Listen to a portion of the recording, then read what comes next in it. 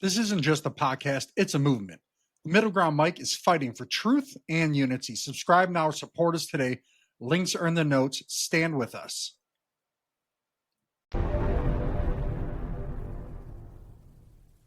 If you're not hated by both sides, you're not doing it right. Anything that's conservative, and they're going to hate you. But if you're not getting pushback from the right, you're still not doing it right. See? Yeah. If you get pushback from the right, you're not doing it right.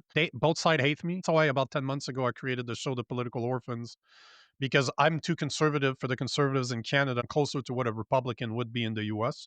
And my co-host is not woke enough for the liberal. You look at the bell curve, you're looking about 65 to 70% of people sit somewhere in the middle politically. But we are very centered in North America, at least in how we see politics, how we want to be responsible for the people, like what we want our government to be about. So 60-70% of people sit somewhere in the middle, yet we don't have a middle party. We find that there's a lot of people that either are not woke enough for the left or too conservative for the right. They don't know where they fit. All right, everybody. Welcome to the Middle Ground Mike. We got a great guest on here today, Nico. I really appreciate you coming on, especially, like we were talking before. I really like a lot of your content, especially, political orphans. It's very kind of similar to what I do here, right? It's like in the middle ground, you don't really have a home anymore.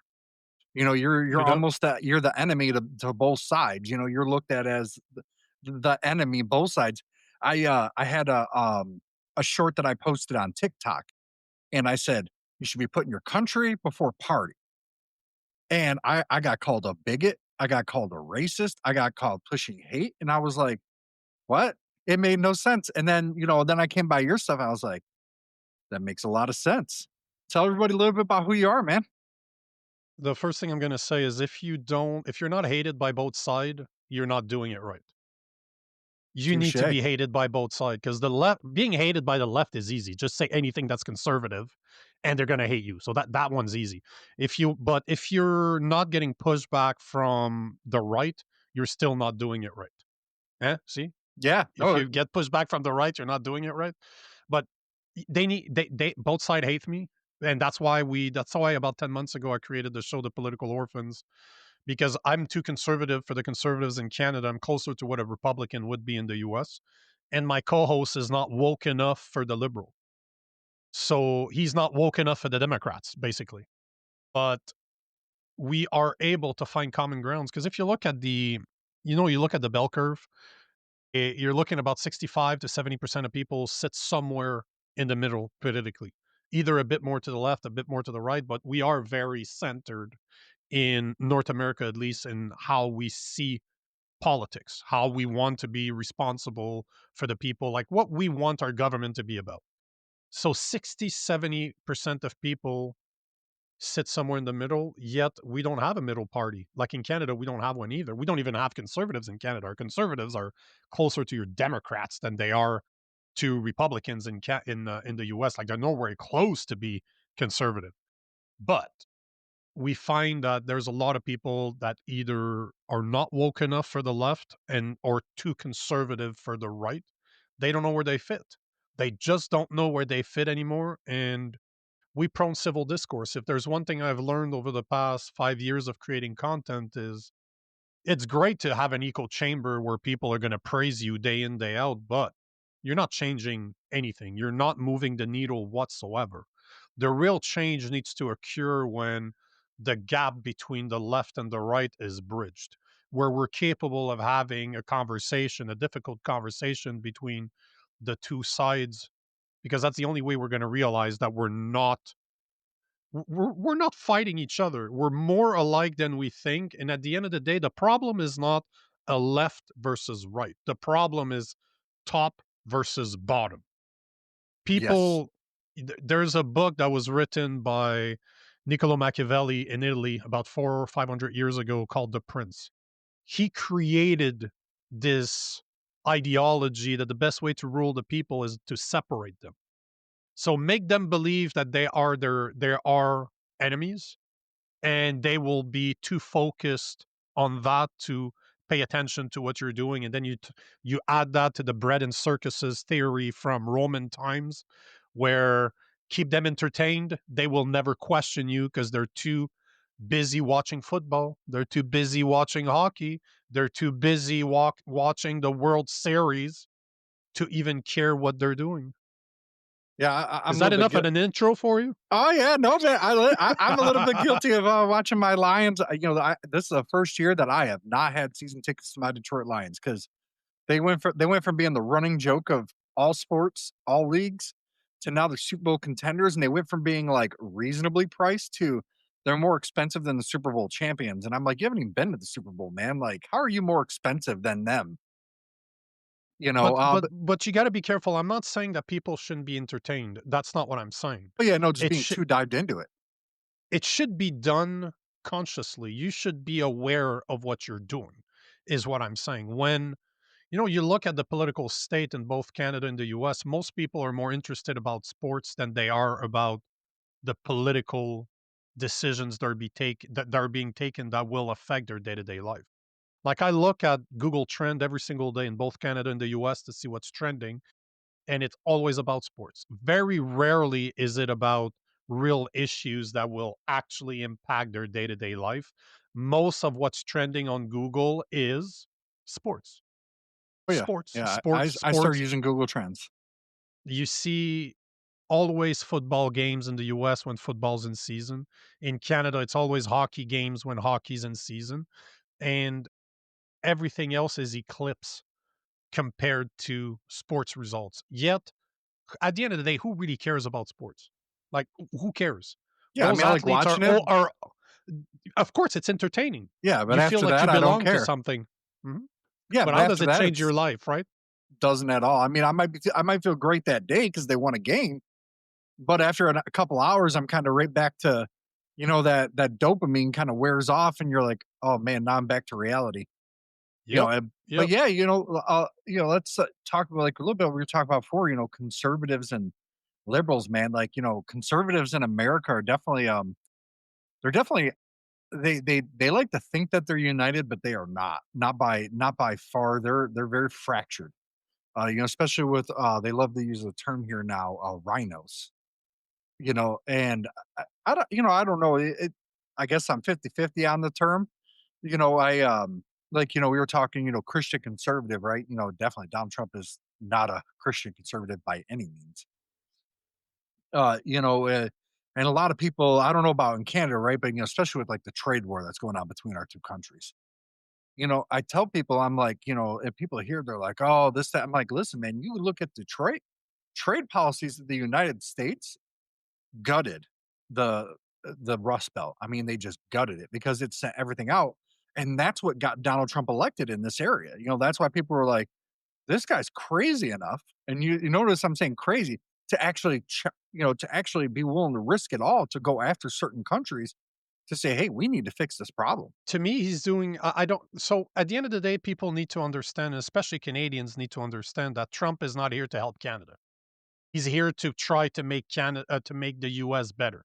That's his main goal. If it ends up screwing Canada, guess what? Not his problem.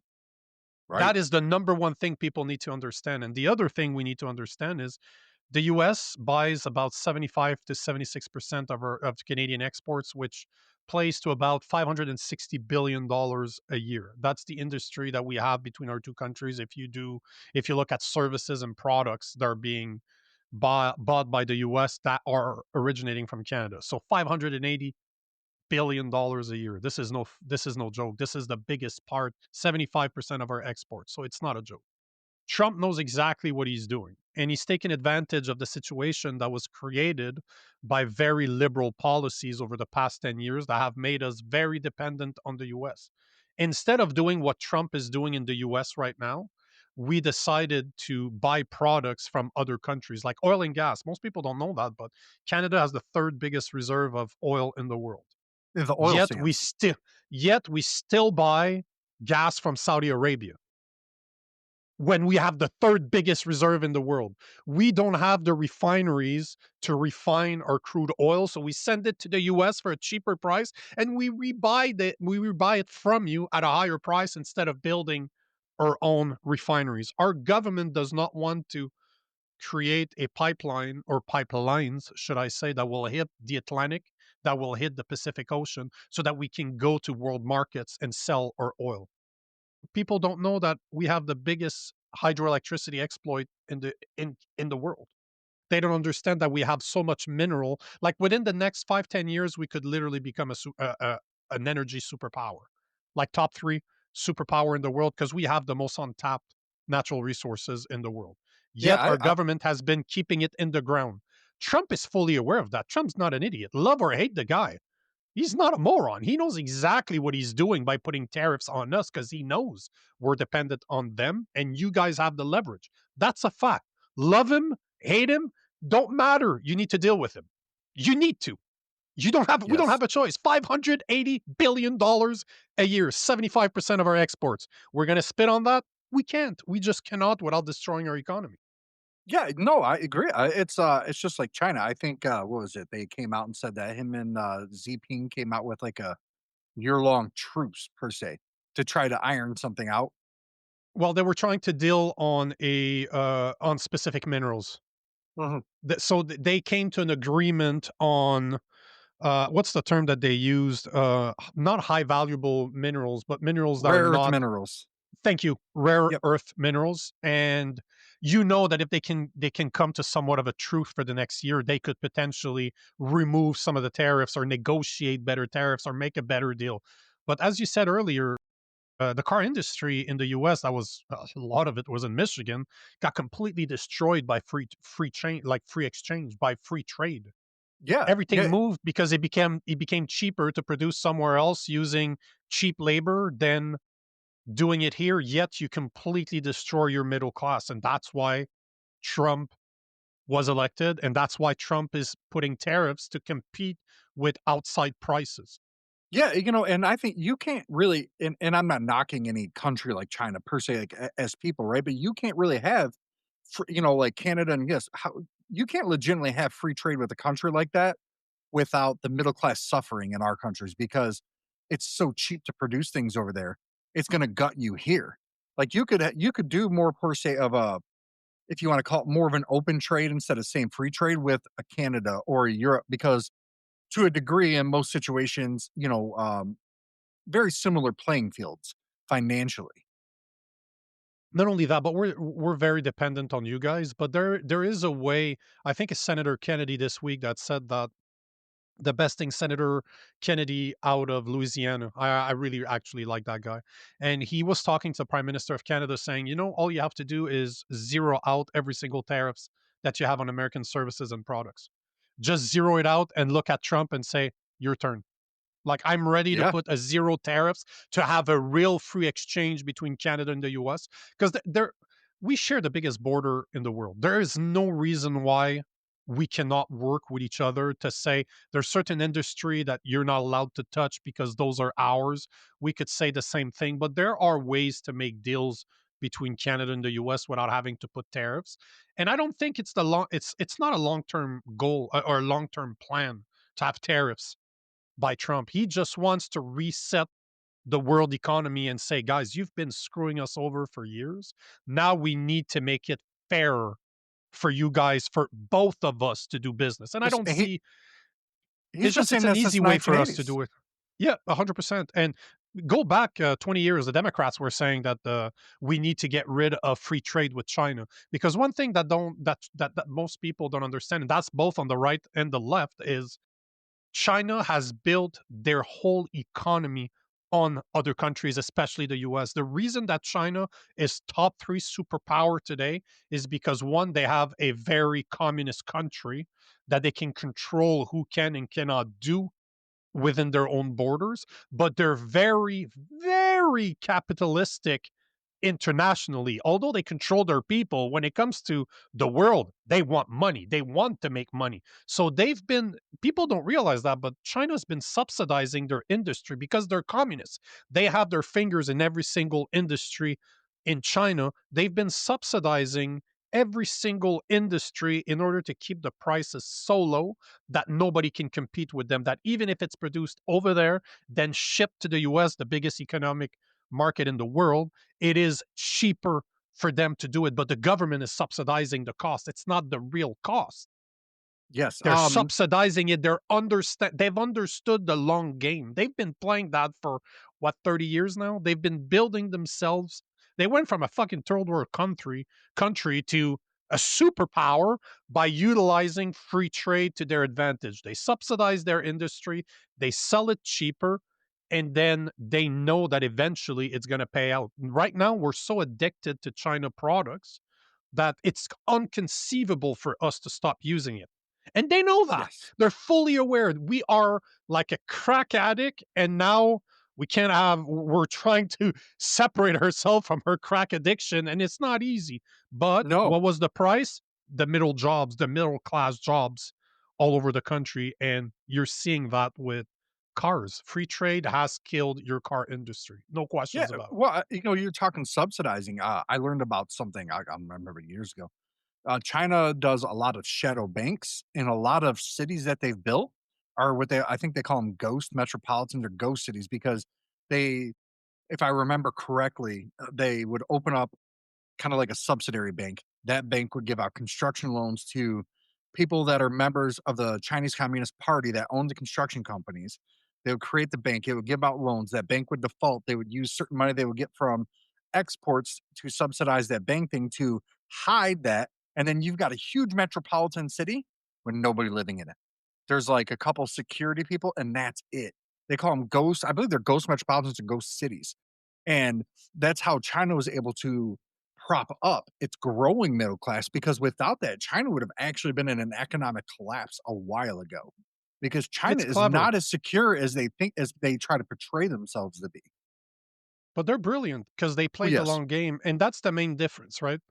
It's very hard for the average people that have an attention span of about 10 seconds to understand that China's been playing the long game. They've been playing this for a long time. They've been planning and knowing, they've been building an addiction to their products, and now they're reaping the benefits. And Trump is just like, no, no, like Trump or not, he's not an idiot.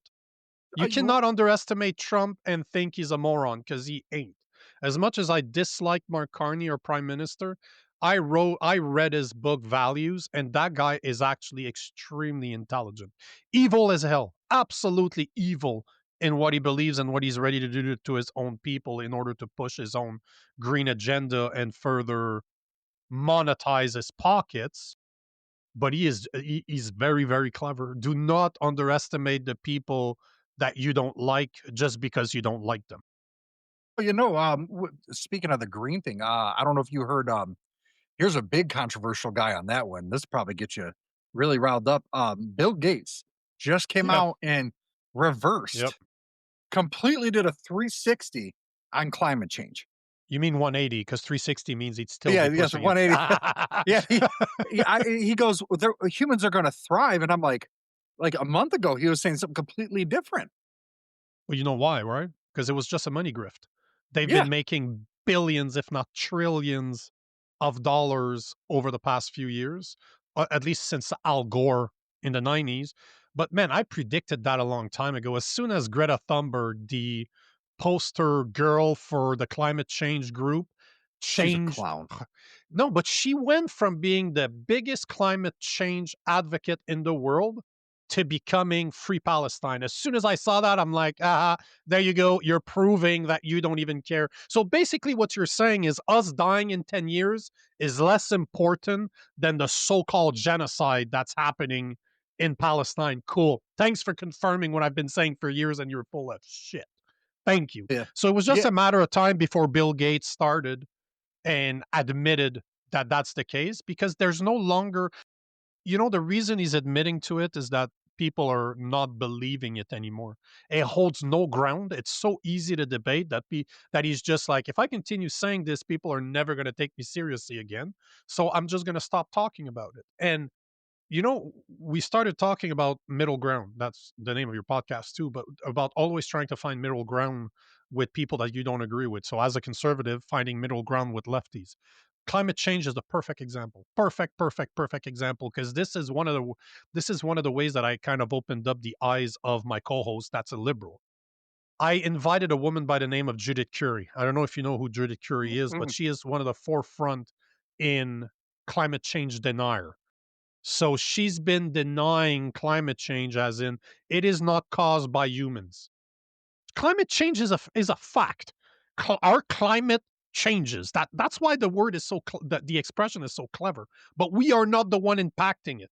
This is cyclical. Our planet is cyclical. We've had ice ages. Guess what? We'll Very have true. another one soon enough. Is it because humans were here? No, because some of the ice ages we weren't even around. So don't Yeah. give me the crap that climate exists. Climate change exists. It is just not impacted by us. Volcanoes create way more CO2 that we could ever imagine being able to create every single year. Are we gonna start putting little? We're gonna start blocking volcanoes? We can't. We just have to affect. Plus, not only that, but CO2 is extremely good for the planet. Because guess what eats CO2? Trees, vegetation. They thrive on CO2. So there's so many people now coming out like Judith Curie. One of the example that she was using is if it was really about climate change and it wasn't about declaring a war on oil and gas, they would be pushing nuclear energy because the advancement that we've done over the past decades in nuclear makes it one of the greenest energy possible. And the other thing that we always have to consider is the climate, is the environment. What is, if you want to keep something renewable, you want to have the least impact possible on the planet, use technology where the technology can be used. Alberta having the third largest reserve of oil and gas in the world, you want them to extract that gas as much as possible so that we can actually take our own oil and use it on Canadians instead of importing it from other countries, right? Because it only makes sense. We build our middle class. This is what we have in our environment. It's right there. Might as well use it. Plus, if you know how it works, you can keep it greenish. But in a place where you don't have oil and gas, maybe you have access to water, so hydroelectricity is possible. Maybe you have access to wind. Maybe you have access to solar. So, what her point is use the technology that is available to pinpoint what are the resources that you have in a certain area, certain country, and use that as your source of energy. But nuclear is one of those technologies that when there's nothing available, why not? When's the last time we had a massive problem with a nuclear plant? It barely ever happens anymore. Yeah. So that was her point. If it wasn't for, if you're trying to tell me that you want to go green, awesome. Let's use nuclear power everywhere.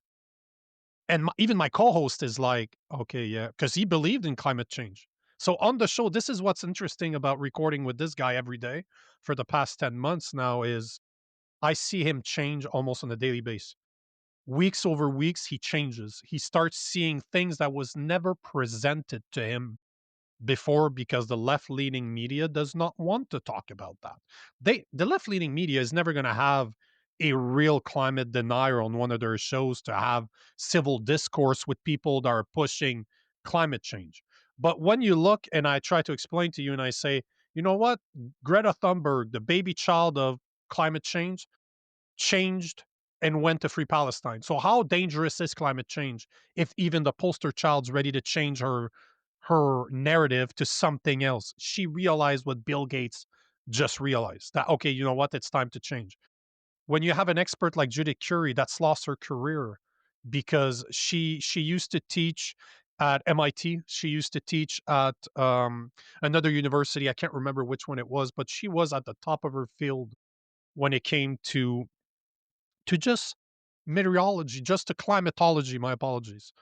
And they took her away from her career just because she didn't believe in the climate change narrative. And now she explains to my co host listen, why, if it's not a war on oil and gas, why wouldn't we use nuclear? And he doesn't have an explanation for that. So it's very hard when you start confronting people with their beliefs and just say, okay, if that's the case, we'll play devil's advocate. That's the case. Okay, cool. Climate change is real. Awesome. Why is it that we don't use nuclear if it's not just a war on oil and gas? They don't have an answer to that. I'll throw you a curveball on that one. Yep. Yep. Where I always tell people is I'm like, if you know, if we really were about the green, right? If people suppose they are, to me, electric cars are a fallacy. Yeah. And I'll say why. You know, in like metropolitans, like if you're in the inner city, actually, electric car would probably work out perfect for you. But you go outside of that, it's just not a reality if you have to travel. I'm like, why don't we go towards hydrogen powered cars? To me, hydrogen makes the most sense and it would be the most adaptable to our current structure. And we would be able to do it without, you know, sacrificing our power grid. We'd be able to upgrade the power grid. You wouldn't have rolling blackouts because you use natural gas. You can, to a degree, you can get certain aspects of hydrogen out of, you know, crude oil. You know, like there's a lot of things there. And it's only once you get it to production and it comes out of the car, it's water, you know. And here's, you still have to produce that CO2. You still have to produce that stuff to make the stuff for an electric car. But you know, where are you going to dispose of everything? Well, hydrogen does that. You can still have that oil industry and you can create a whole new industry. You can boost more jobs and you can produce cars that actually have power behind them and can actually do something more beyond go to the corner store and have to be recharged. That's paraphrasing. I know that that's not the reality. But to me, hydrogen is the most, you know, if you run low on oil per se or whatever you want to call it, right? Which is not happening anytime soon. But that is, to me, hydrogen is more of a realistic future than the electric car industry. Let's take a quick break. The Middle Ground Mike isn't just another podcast, it's a movement for unity, for truth, for a future beyond the left and the right. But movements don't grow without people willing to stand up. Subscribe now on Buzzsprout, fuel this mission directly on PayPal. Every subscription keeps the fire burning. The links are in the show notes. Be more than a listener, be part of the middle ground.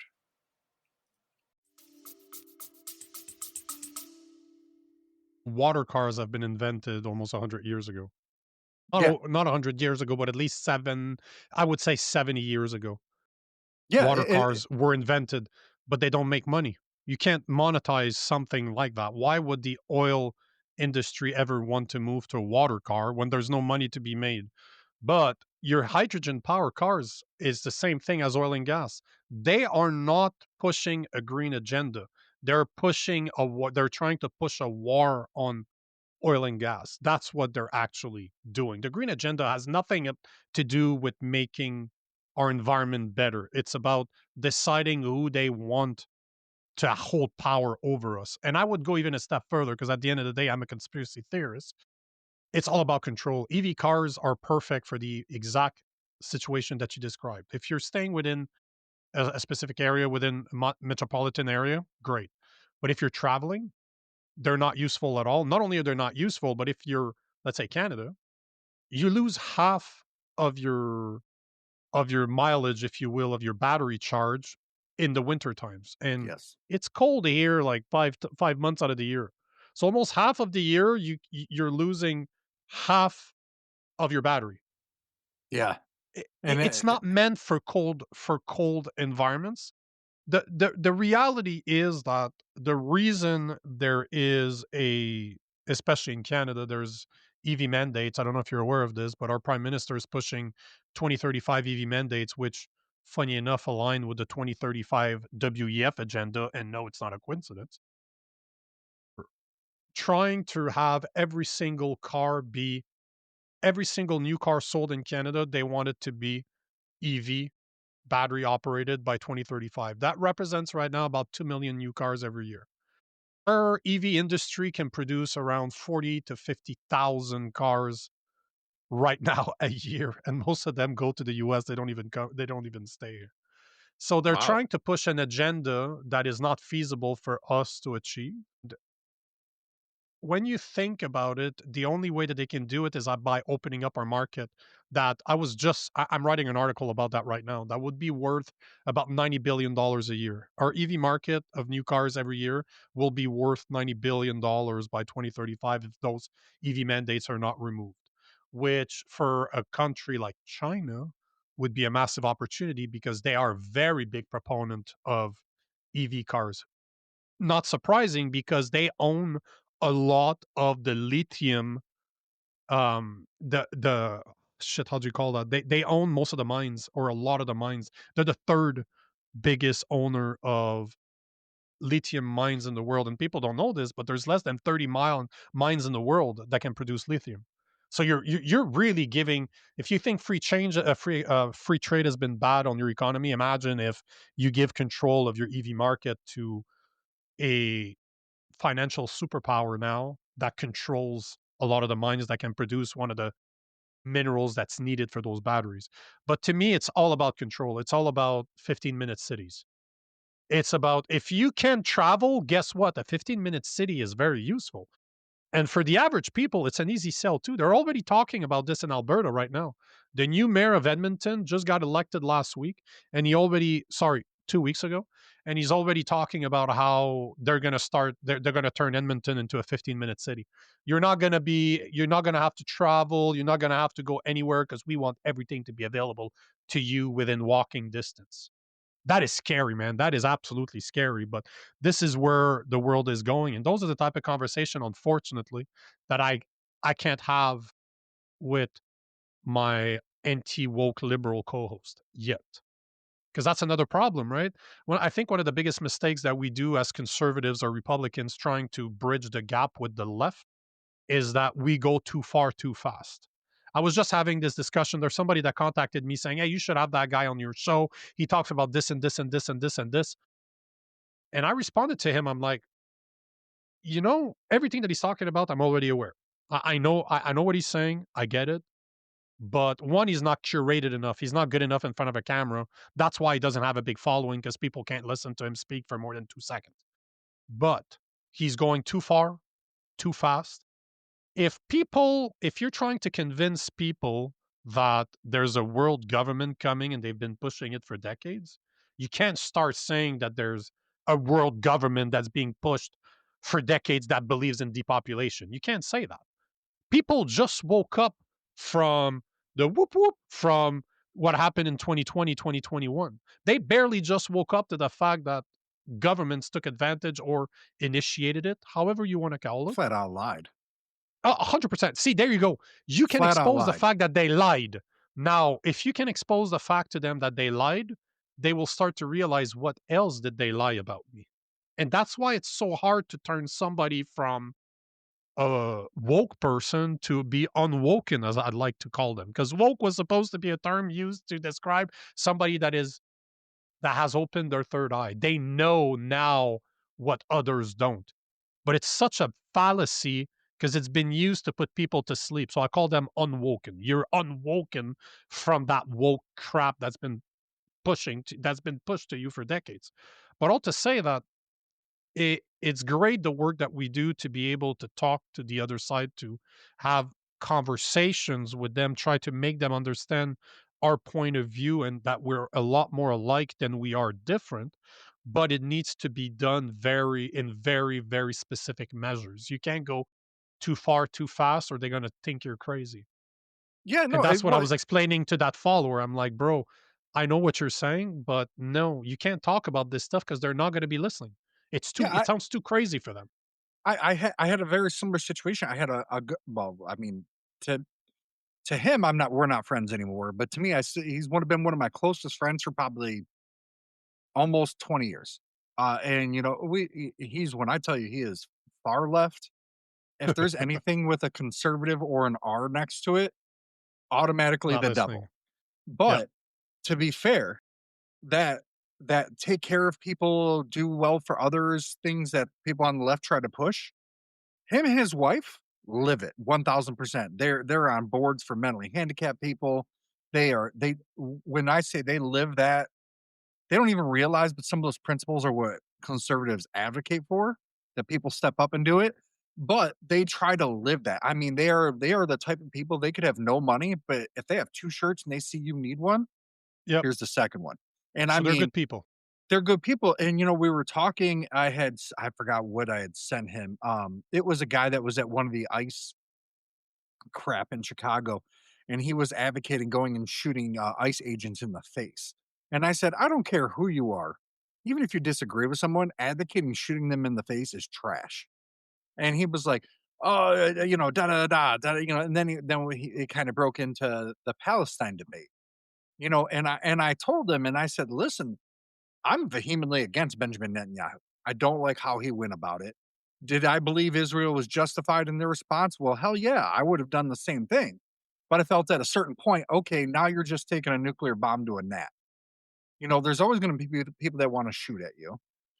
But to me, 20 years down the road, with how far they went, you've just created a whole generation of kids that watch their parents get blown up by you. And then they're going to grow up hearing the rhetoric from Hamas that's still there, because you're never going to get rid of the idea among a lot of people. So now you've just created a whole generation of kids that are now going to grow up to do the same thing. I didn't call it genocide, but I felt that, like, what Netanyahu was saying was heading in that direction mentally for him. He was approaching it. Most people in Israel, when you pull that man out of it, most people in Israel are like, okay, hey, we're done with it. We want to be over this. It's over. We got our point across. There was hundreds of thousands of people in Israel saying, we want to be over. We're done with it. And that was kind of where I came from, because I'm like, yeah, man, I mean, you shoot at me, yeah, naturally I'm going to respond. You rape, kill people in my country, I'm going after you 1000%. It's not going to stop until I wipe you out, right? That's how you're going to feel. But literally, at this point, what are those people in Gaza going to do to you? I mean, outside of firing a rocket here and there, they literally have no ability to do anything. Now it's time to kind of pull back, help them rebuild. Maybe not even help them rebuild if you've got an axe to grind with them, right? But, and where I was critical of Trump when they bombed Iran, I even said it on one of my shows. I said he was goaded into it. 1000, because Trump at one point had Iran ready to come to the table to talk about peace in Gaza. And then not long after that, boom, all of a sudden, Israel's attacking Iran. And I was like, I don't know, to me, I'm sitting there and I was like, they had that Arab summit right before, or they were getting ready to have that right before the Iran attack. And it really kind of threw me for a loop. And I was like, okay, I was really, I wouldn't say bummed about it, but I was like, man, like, we want peace in the Middle East, not to, they're igniting it, pushing it even further. And so I really just, I went after that. And that was probably one of the first times I ever seriously broke with the Trump camp on their approach, because I said I felt that that was more of, and to me, it was more of anti what Trump's always done, than it was to promote it. I'm very happy with the agreement that he did get in place, though. But I'm Benjamin Netanyahu. To me, is a very, I don't know him as a human, right? But his policies have been very terrible for Israel and have created more problems for them than it's solved. Yeah, you want to defend yourself 1000%. Somebody shoots at you, you shoot back. But I just felt he went too far over the last 2 years. This is one of those subjects that I try to avoid because and I'm sorry for what I'm going to say. Oh yeah, I really don't give a fuck what's happening in the Middle East. It does hey, not no, change my life in the slightest at all. Don't care at all. I'm tired of our government sending money and foreign aid to those countries. yes, Retire. I don't want to be involved in Ukraine versus Russia. I don't want to be involved in what's going on in the Middle East. It doesn't impact my life. I don't give a fuck. People are hurting here in North America. I want to take care of them before I take care of the people in other countries. That might sound unchristian, but at the end of the day, the air mask on airplanes is a perfect example. You need to help yourself before you can put the mask on yourself in order to put it on your kids after. Because what happens if you lose consciousness trying to put it on your kids? Everybody dies. This is where we're at right now. I don't care about what's going on over there because there's never going to be enough answers to the questions that should be asked. right. This Those has people been have been going fighting on for for thousands thousands of of years. years. Exactly. Is it our business to get involved? Absolutely not. Yet, who can really debate? Because you were saying that Netanyahu will have created martyrs, if you will, that will be able to be used by Hamas to brainwash the children. They're already been doing that for generations. Hamas has already been brainwashed those kids that are now adults. Those are the people that die bombing. They're trying to bomb. So it's already there. Do I agree with what Netanyahu's doing? No, there's faults on both sides. We need to agree that there's faults Yeah. on both sides. But the thing I always keep going back to, if you gave me, as a Christian, where is the only country in the Middle East that I can really live in? Israel. Israel. So, there's always things. Now, can you disagree with Netanyahu? Absolutely. But I will take Israel over other countries in the Middle East. I'm not saying Netanyahu. I'm saying Israel, Right. Yeah. the The people. people of Israel, because if there's a place I could live in the Middle East, it's there. It wouldn't be, believe me, they wouldn't like me, especially not. I advertise what I believe in, right? So the people in Palestine would not like me very much, just in the same way that they won't have any pride parades in Palestine. Like, let's be Oh my honest God. here. I know. I don't we don't need to go down that road, but what the point I was trying to make is, at the end of the day, there's so much problems that needs to be addressed in North America, that I'm tired of us getting involved in foreign wars when we have no business being involved in the first place. Now, if Trump wants to play the peace role and try to put an end to it, I get it. I fully understand it. But money wise, that money should stay in Canada, should stay in the US. We shouldn't be sending money overseas. We all know what it ends up. It's just funneling money back. It's big slush funds.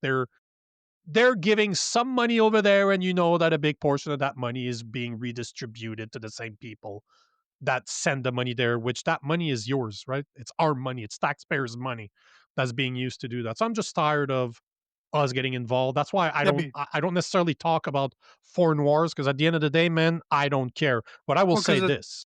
Ukraine, Zelensky is the highest paid actor of all times. He was able 1000%. to almost $200 billion over the past 2.5 to 3 years. That's great sales. But all to say, we should be removing ourselves from those conversations. But one of the points that you made about the left and the right earlier, that it made me think about Charlie Kirk.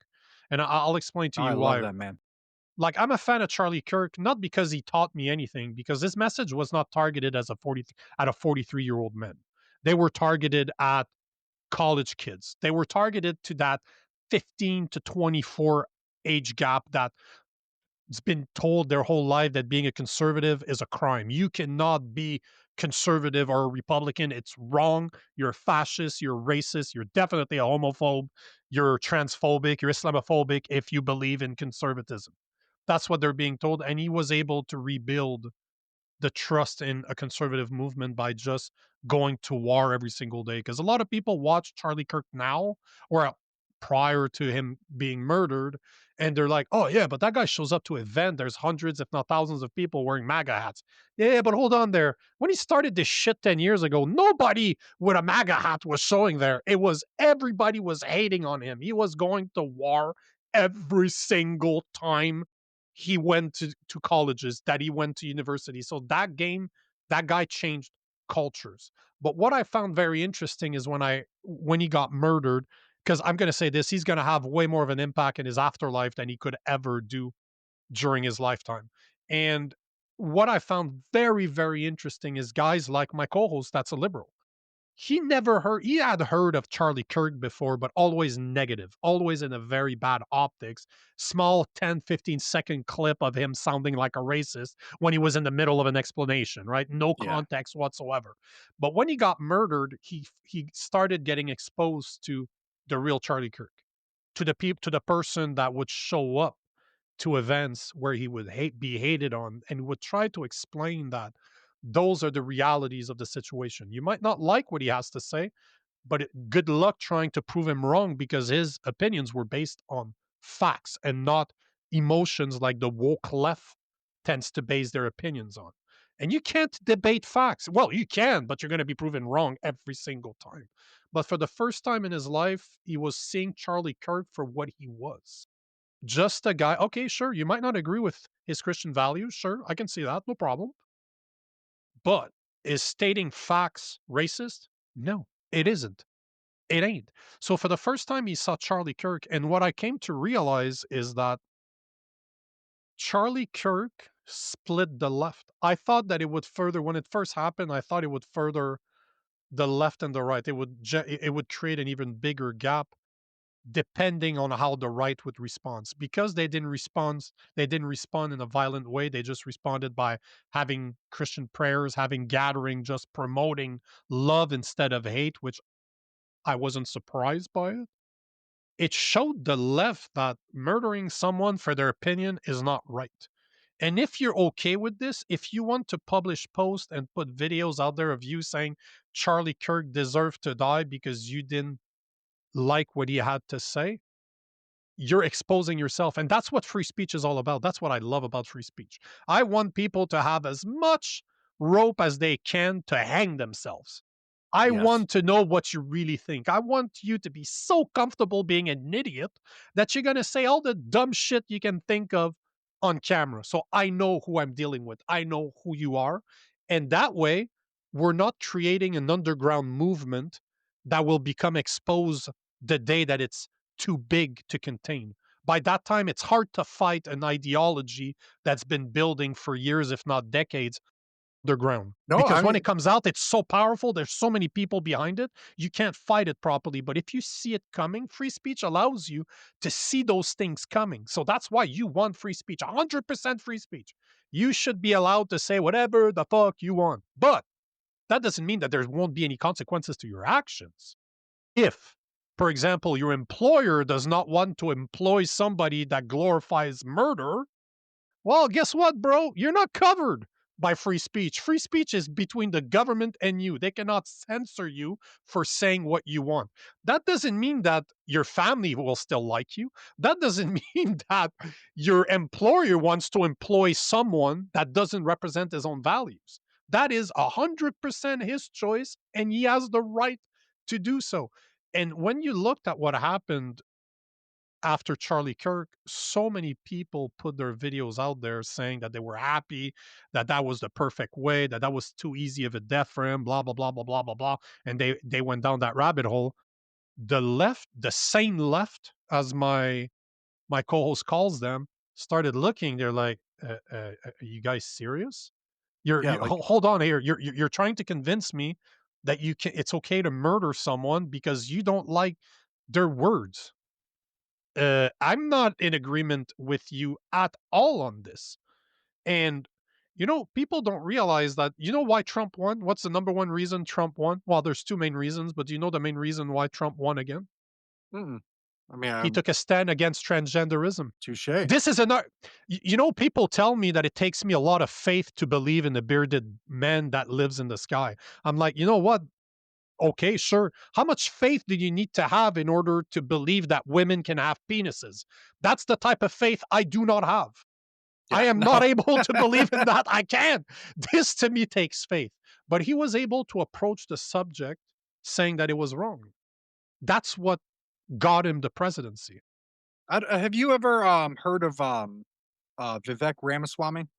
Yeah, of course. That's I isn't he not your FBI? That's the you're thinking of Cash Patel. Vivek was Oh, yeah, he sorry. I he only know 2 American Indians, and those are the 2. I'm just kidding, I'm he, just kidding. yeah, No, he's a skinny Indian with his little glasses. Loves He does a lot of documentaries, especially on political he content now, right?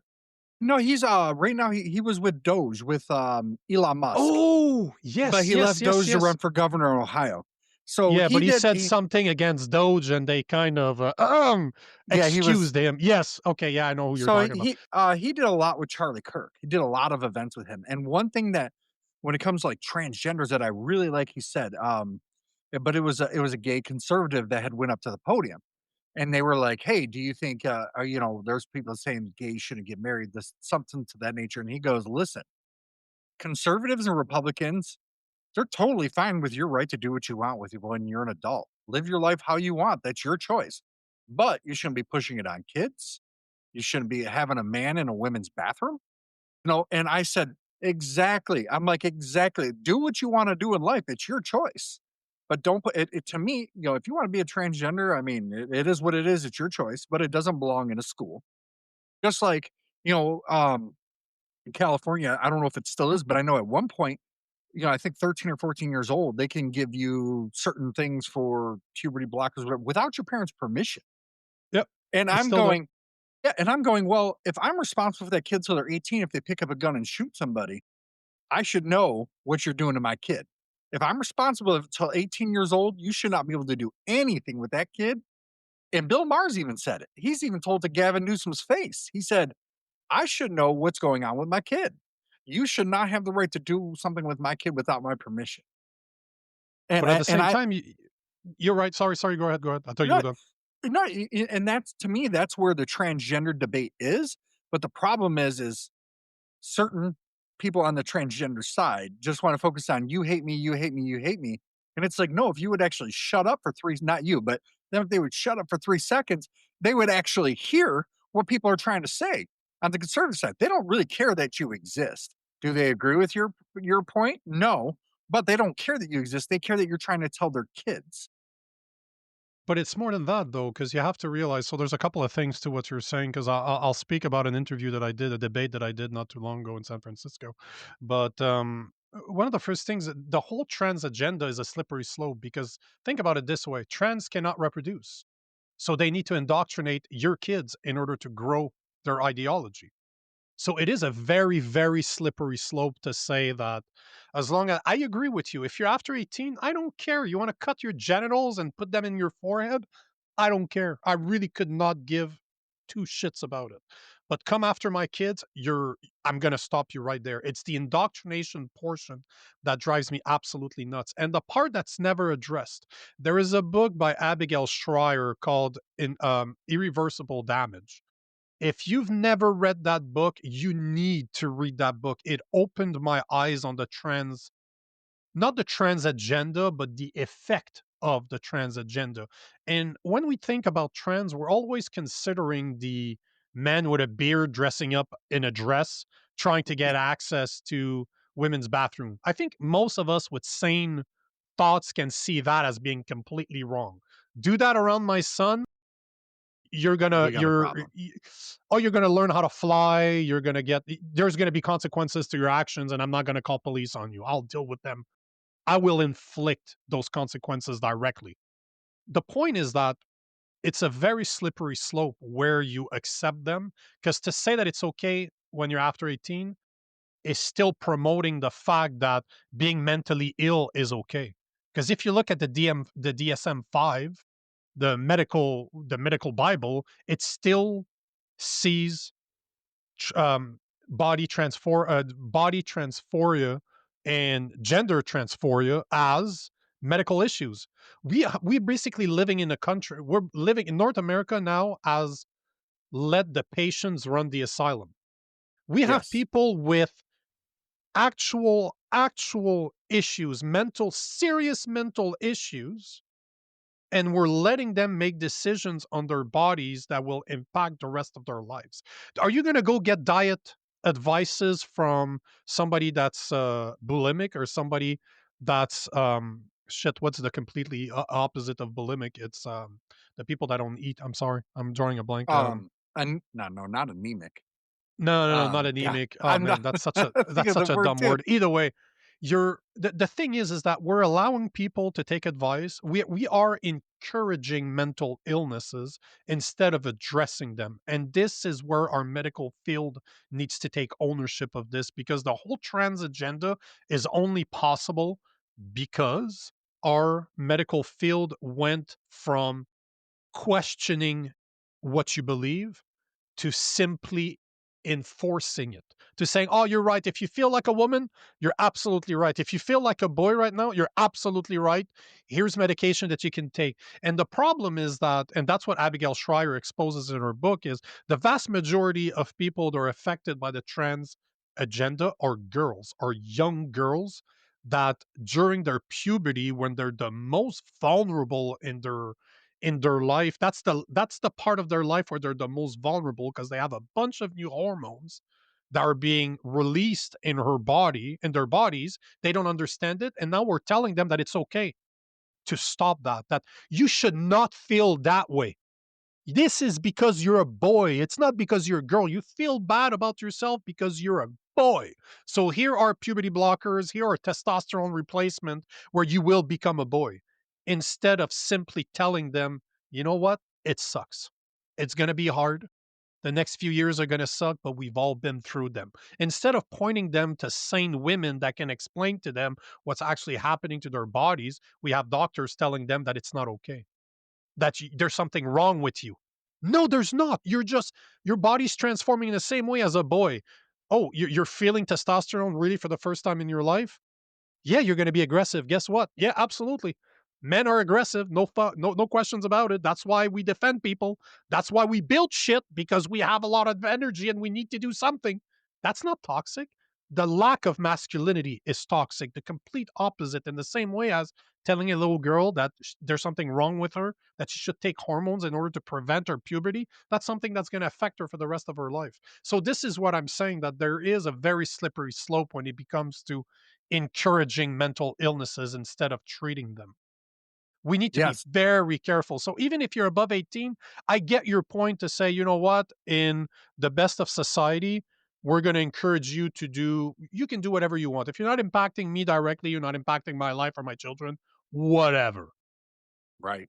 But they are impacting our children. There is a very, very, very slippery slope It that we is. need to be very careful about. There needs to be a clear line, and the problem is people and I'm not knocking anybody who's trans. I don't really know too many people who are.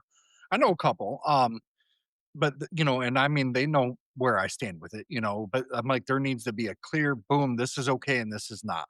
And everybody's got, people that are trans got to accept the right. They not got to accept the right, but they got to accept the fact that parents are not okay with certain things like that.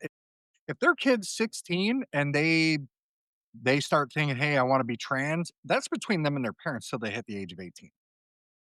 If their parents are okay with them going to something like that, then that's between them and their parents. It's about, and that's where I guess I go with it. But something that I was thinking of, I don't know if you remember, what was it, back in 2013 or whatever? The big thing was, if you're gay, you're born that way. Well, now it's different. Now they've gone away from that. Now it's, you are whatever your flavor of the week is. And it's like, okay, that makes no sense. 13 years ago, if you were born that way, that's who you were. You guys make no sense. The problem is nobody on the left, and I'll say this, and I'm not trying to hate on the left, but I'll say it, they don't respect anybody who doesn't think as they do. The hardcore lefties, I should say, like the really, really far left. I know a lot of people on the left that do respect, but the far left, I know people that are extreme right that hate the left that still respect their right to exist. They may not like them, they can't stand them, but you know what? You have a right to exist. Just get out of my hair. But a lot of the people on this extreme left, they would love to see conservatives just wiped out. And they've openly said it, But are you, what do you think is gonna, what do you think would happen when you promote mental illnesses? right? We I are mean, accepting mental individuals like they were born that way and they're normal. They are not. There is something seriously wrong with the individuals that believe that they were born in the wrong body. Like, I've interviewed a guy called Buck Angel. I don't know if you know the guy, but he is the forefront of transgenderism. They hate the guy. And this is the only woman that I call a guy, because he messes with my head. See, I can't even say she, and she's a woman. She was born a woman, but she's one of those old school women that went through years of therapy in order to change the way that she perceived herself. But she is the first one to tell you, I'm a woman. I'm not a dude. Yet you look at the dude. He has a beard. He's bald. He's muscular. He's covered in tattoos. He looks like a dude. If he didn't tell you, you would have no idea that he was born. He's a woman. But he is the first one to tell you, I have a psychological issue.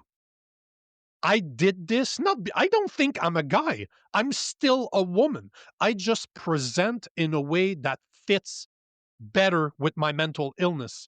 I am not trying to tell kids that that I'm a man. I'm not. I'm a woman. I just present in a way that is easier on me. But the first thing they need to admit is that they have a psychological problem. They have a mental illness. And this is the part that we don't want to accept today in North America, is to say people that are trans, every single one of them have some degree of mental illness. no, I mean, yeah, you're not wrong. So why are we promoting a lifestyle based on mental illnesses? This is the real question we need to ask ourselves. And I was there's I like to do debates. Like, I don't know if you know what common ground is, like Jubilee Media Common Ground, one of the No, biggest I've heard of them. platform in the world. All they've done, like one person against 30, like Shapiro was on there, Oh, yeah, yeah, yeah, yeah, Jordan yeah. Okay. Peterson was on there. So one of their segments is they take four people on each side of a debate of an issue. They sit them together and they debate. So I was in LA last year to go debate masculinity, but I did an episode for a channel called Enemies Project, which is based out of San Francisco, and they invited me as a conservative. So they flew me down to San Francisco to go sit with a lesbian mother that believes that her son does not need a man in her life. So that was the main topic of the day. And I did not approach it from a Christian's perspective. I always approach those type of debates from common sense. Because you can argue with Christian values all you want. You can't argue with common sense without making you sound bad, without making you sound ridiculous. And I approached the subject and I said it from the get-go. I do not believe that gay people should be allowed to adopt. Because if you look at studies, the fact shows that a man and a woman are needed to raise proper children, that the kids will do the best. They have their best chances of becoming a normal, well behaved, well established individuals by having both a mother and a father present in the home. That is how we were made by God. But the science will prove to you that this is how we are supposed, this is the best way we can be raised. The same way as, 90% of divorces, in 90% of the cases, when there's a divorce, the woman gets the child. Only in 10% of the cases are they raised by a single father.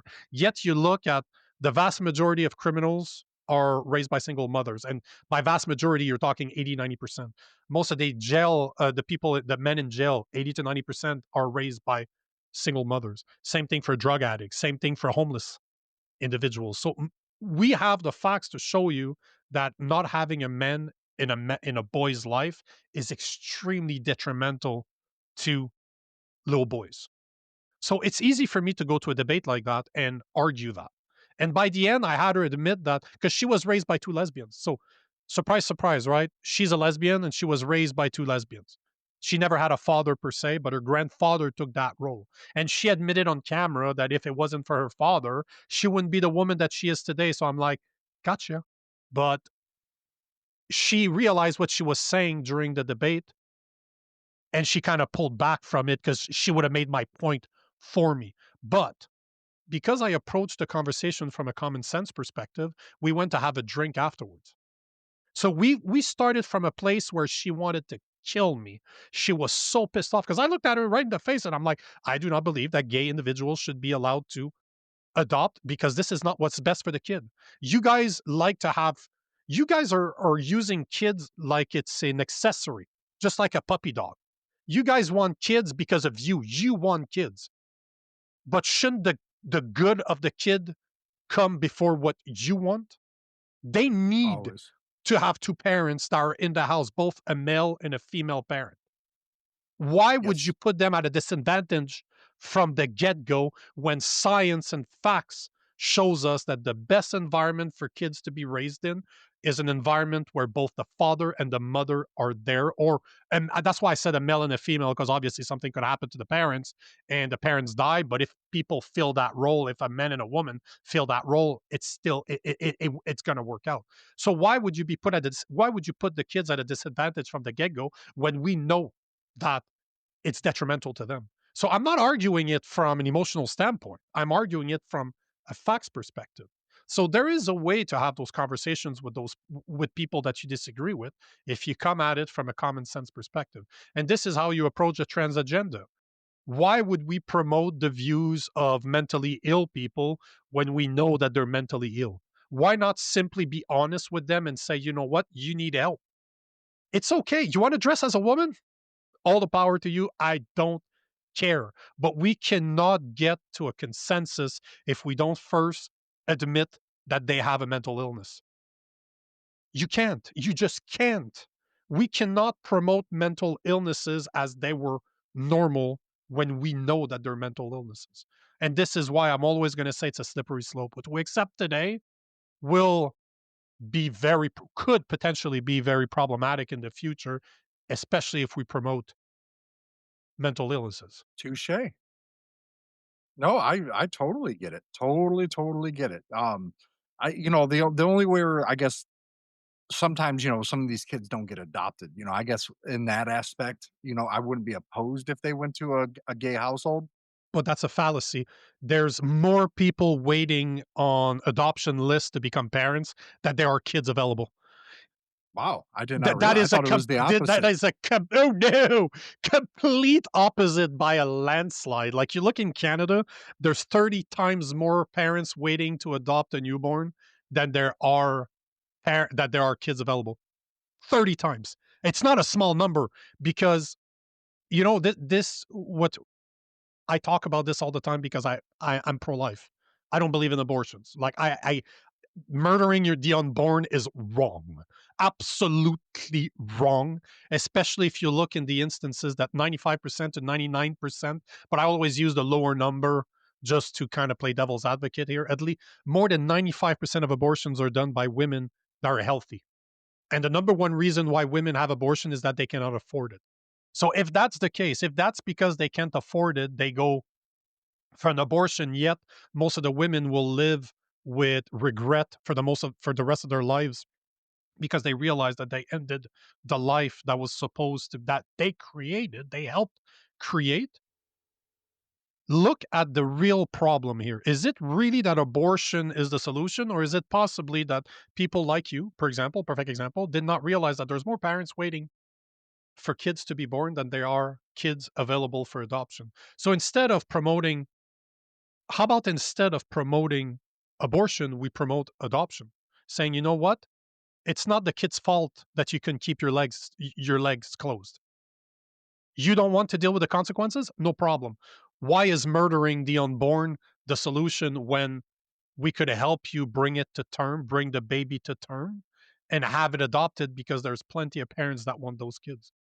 Why would you murder the most vulnerable instead of living with the consequences of your actions and bringing it to term so that parents that are readily available to adopt them are right there available? I got a friend of mine in the US. He already has like 3 kids. They just adopted one right at birth. They were there, took over the kid, and that's it. The mother's happy. She doesn't need to deal with the kid. They're happy because they have a new kid, and they did not. I'm sure that the mother didn't don't necessarily want to go through pregnancies and pregnancies and pregnancies. No, But yeah, all no, to for say sure. that we need to stop promoting mental illnesses. We need to stop promoting things that are immoral, like murdering the unborn, and address the real problem. The problem is not that women want to murder their children. The problem is that people don't understand that there's a lot of people out there that wants to adopt. So why not promote living with the consequences of your actions in order to save a life? Because there's going to be good parents at the end that are going to take care of him, going to take care of her. If you don't want to, there's parents out there that will, and we should promote that. And this is some of the biggest problems we have in society. We promote mental illness and we promote murder instead of promoting adoption. It's absolutely asinine. No, I didn't really think about it in that from that perspective. Man, That's what happens when I have to I really explain. didn't. But I have to explain my views to a lefty every single day of 5 times a day, 5 times a week. Sorry. So I have to learn how to approach those subjects from a common sense perspective, not from the Bible tells you that it's wrong. No, this does not talk to the left. As much as I agree that abortion is murder and you are sacrificing children to Baal, there's no difference to me between abortion and taking a newborn and shoving it in fire like they did 2,000 years ago. I don't see her 3,000 years ago, just like they talk about in the Bible. There's no difference to me. It's the same thing. It is a death call. The woke is a death call. But I cannot approach it from that perspective, expecting them to understand that all my moral values are based on the Bible. I can't do that. They're never going to listen to me. But if I show the fact that there's more people waiting for adoption than they are children available for adoption, why would you abort your children when there is you can avoid murdering the unborn, the most vulnerable portion of our society, the only one that really cannot voice their opinion because what are they supposed to how are they supposed to communicate? But we can show them that we have parents that are going to be available instead of funding Planned Parenthood. Why not fund a better adoption program throughout the US in order to save those lives? That's a question that they cannot answer. No, they can't. I mean, a lot of them can. I mean, it's Charlie Kirk displayed that a lot of times, and he left a lot of people speechless because they couldn't change it. Me, on a personal level, 1,000% with you on abortion. 1,000 cajillion percent. I do think certain parts of it need to be. I'm talking access, I should say, Sure, sure. restricted, right? But I guess like if you want to call it the political part of me, is I get very leery when the government can tell you what to do and not what not to do. Yep. And me personally, I would never get a girl pregnant. I mean, I'm married, but let's say whatever down the road, right? Even if I was 60 years old, God willing, that never happens. But I'm just saying, like, that's never something that I would entertain because I just couldn't sit there and live with myself, face God when I die and be like, well, this is what I did. No, I mean, if that's what your choice you want to make, that's where I fall on the spectrum with it. I would never advocate to it. If somebody came to me for advice, I would advise 1,000% against it. I would never sit there and be like, hey, I'm okay with your action because I'm not, but I can't sit there and be like, hey, it's cool. It's not cool, but I guess for me, when it comes down to a legal perspective, maybe not like wide open, right? Like I do think there should be a limit to it at a certain point. I where that point is, I don't know because I'm not a scientist. I haven't looked into it that deep. It's more of a principle, I guess, issue for me. I guess that's kind of where I fall in it. But like in terms of if you get away from the legal perspective, if we're not talking about that, 1,000% in your camp. It is to me in that aspect, it is murder. Like you're murdering something that is there. Like when people go, well, they start talking about cells. I'm like, yeah, but also think about things that a mother does when they're pregnant impacts that baby. If it was just a clump of cells, that mom's feelings that can impact the baby, her emotional state, things she's putting in her body can hurt it. Well, that means it's living. It is a being of some sort.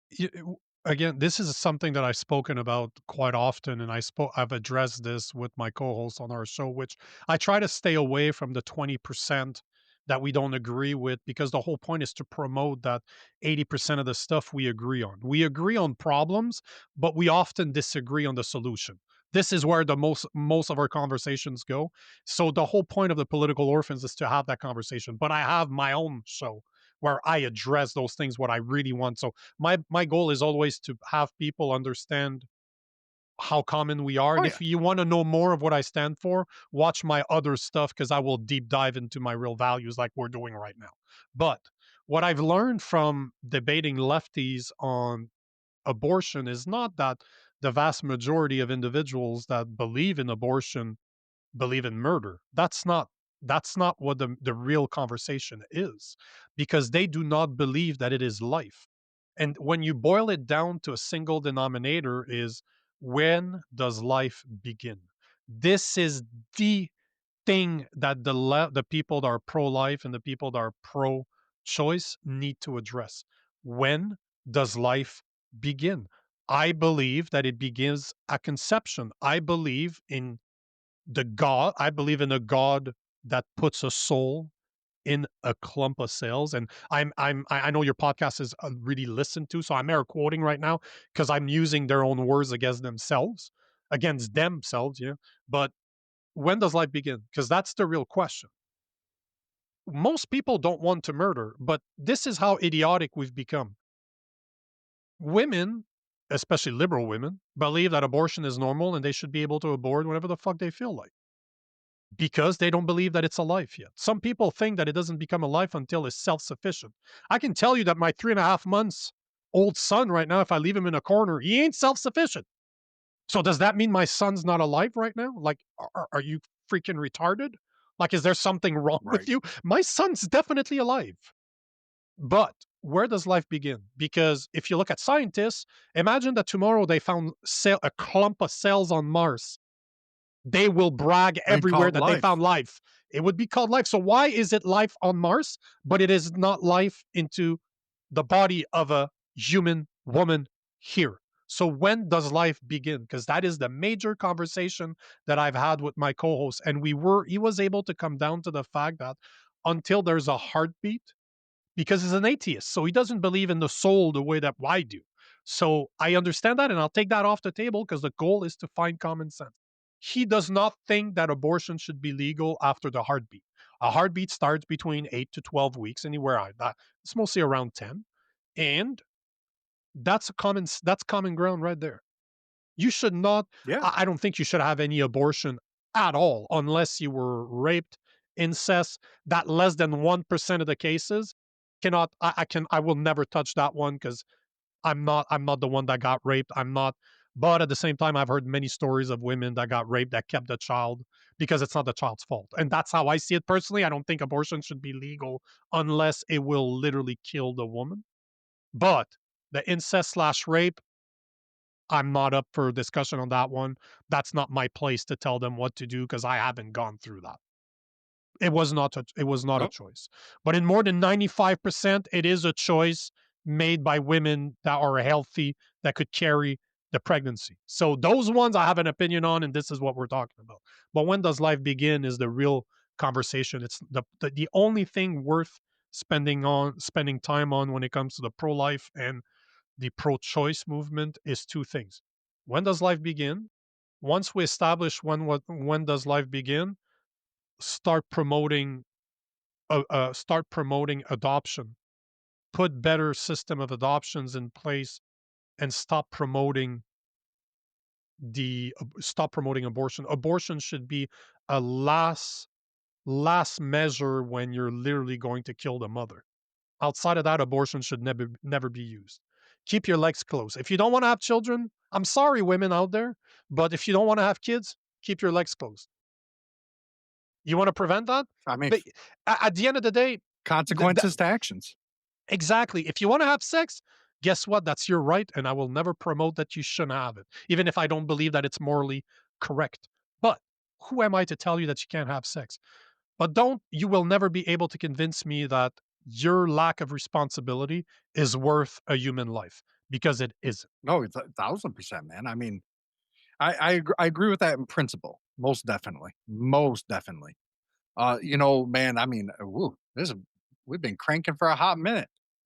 Yeah, and we were Y talking 45 minutes prior to starting recording. Yeah. But yeah, yeah, I mean, I really appreciate you coming on, man. We got into some deep details on a couple things. I definitely wanna stay in touch like we were talking earlier and, before the show, and it definitely, if you ever want a middle ground person, I'm always available. And I would definitely love to have you back on, at least maybe semi regularly. Anytime, man. Because yeah, Anytime. I think we definitely established a pretty darn good rapport here. Yeah, and you Eh know what? One thing that I'm starting to work on, and maybe you should do the same thing, is I like debates.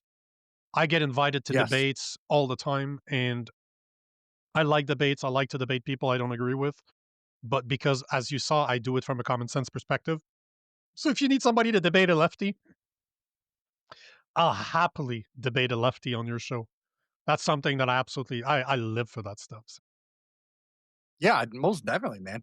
Everybody, tune in. I'm gonna put a lot of the links to Nico. You say Nico, right? Is that how it's pronounced? I'm saying it my, correctly. yeah, my real name's Nicholas, but Nico's just Nick. Oh, sounds okay. better. Yeah, I'm gonna put the links to his shows in the description here. Like, check it out, especially the political orphans, especially here in America. I can't speak to Canada, but I can speak to America. I know a lot of people here feel disillusioned, even by people in their own party. Check that stuff out. It is needed, especially what you do, man. Keep doing it because it not. I mean, America's supposed to be the quote unquote beacon of the world.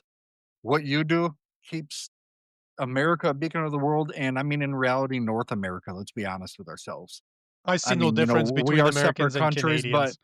No. yeah, I Yeah. mean, and we're a different breed than like every other place on the planet. 100%. You know, everybody, thanks for tuning in. Check his stuff out, man, because it's definitely needed. Hope everybody has a good day.